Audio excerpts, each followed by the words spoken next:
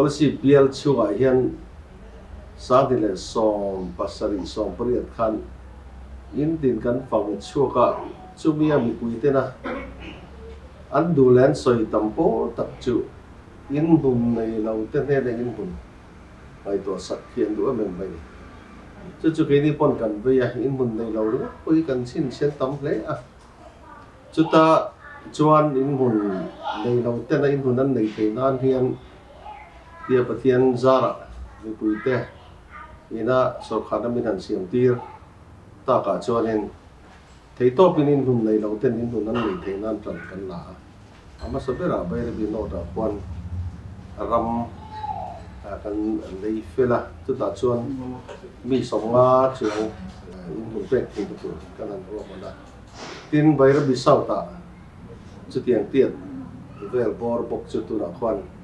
kan buat saya in mun nei lo te pek an nia tin an sak ngei pok an duan sak ngei thei da tu tan vc te kan khotlang foi tu te in an buai puya chu tin chuan ro kan la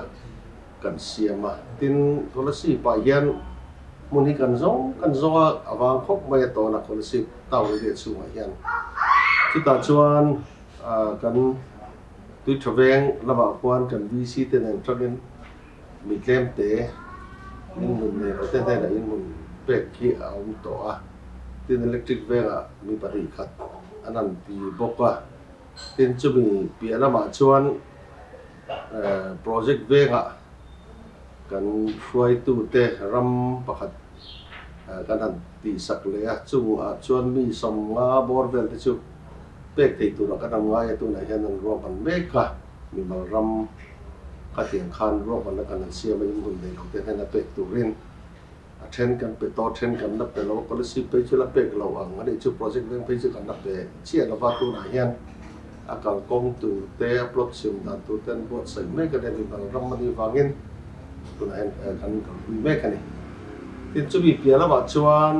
ram mol dang kan han zong a kvk ram hi te po hi an ram chin ba pa san nei chin ba ki ram mol te po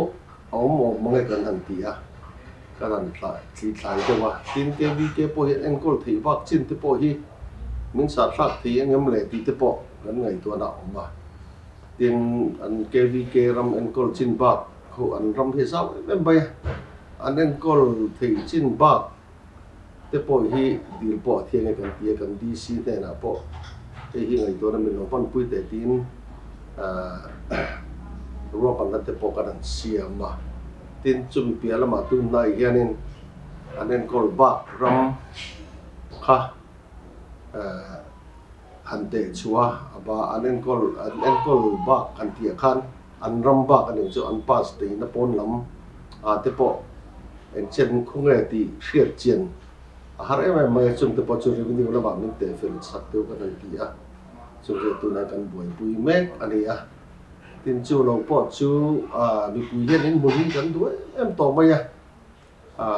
chung quen fan nen fa ten lo sang den an nu pui pasala nin nei a